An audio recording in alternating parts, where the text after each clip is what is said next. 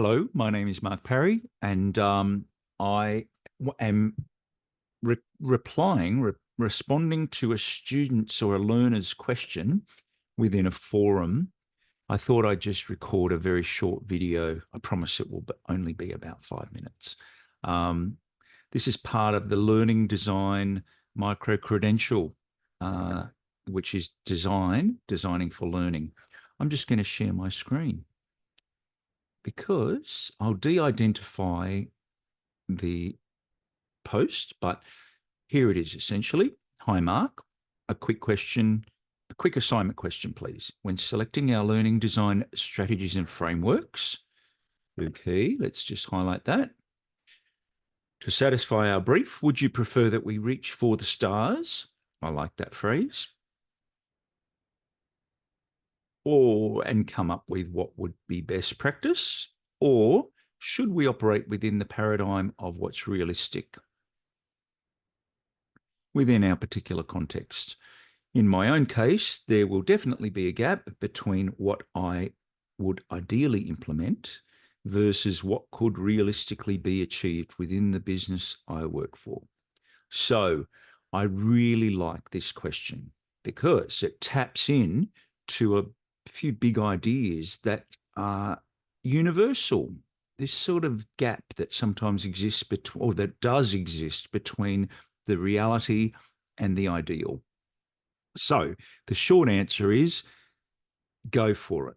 Reach for the stars. We want you to respond to your brief, your own self-written brief, with as much flourish and triumph and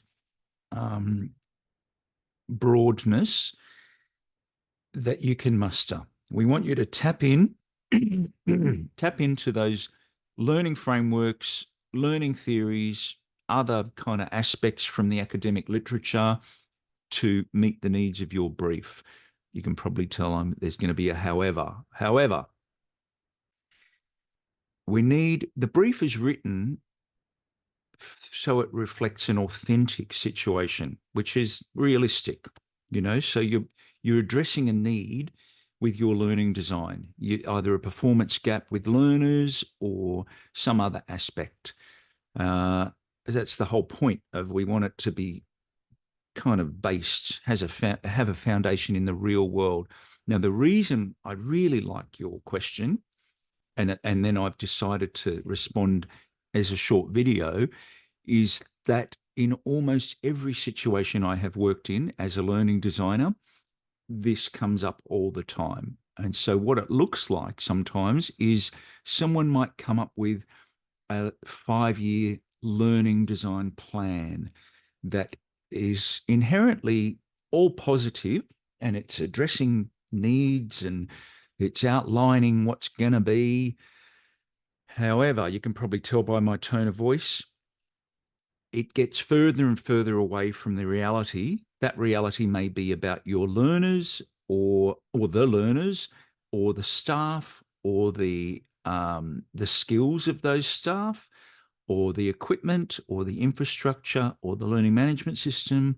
There's like 100 different things that might be in the plan, the statement, the kind of solution.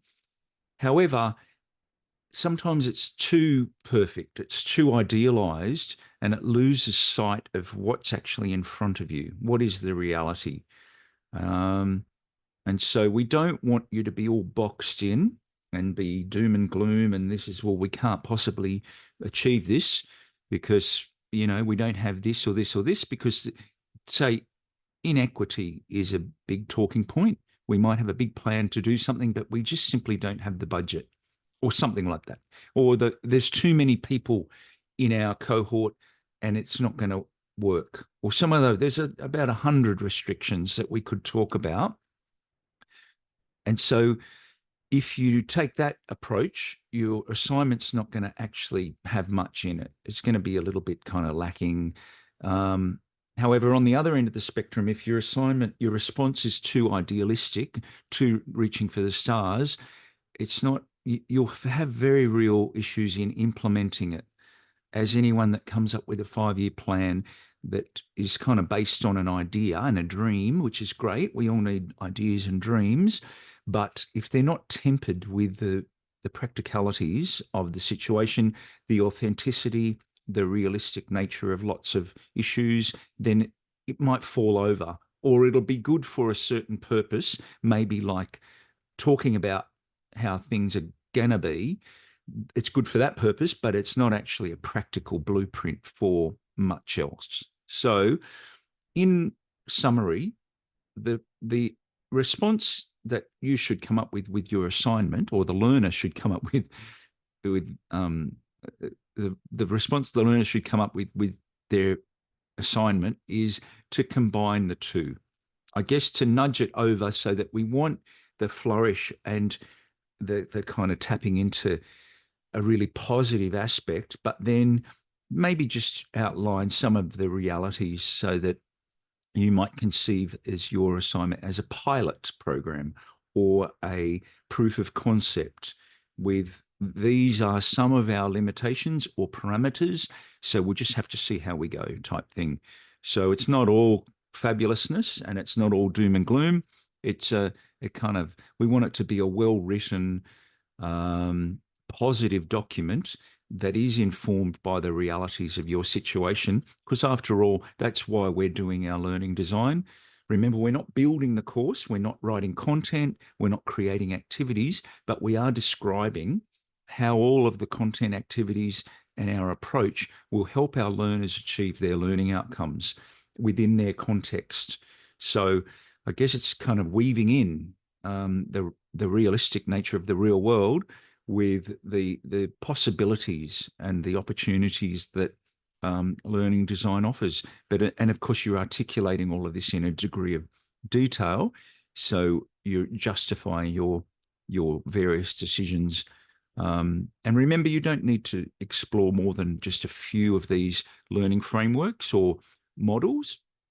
Don't take on too much, but don't just pick one. Unless you go into a great deal of detail with that one model.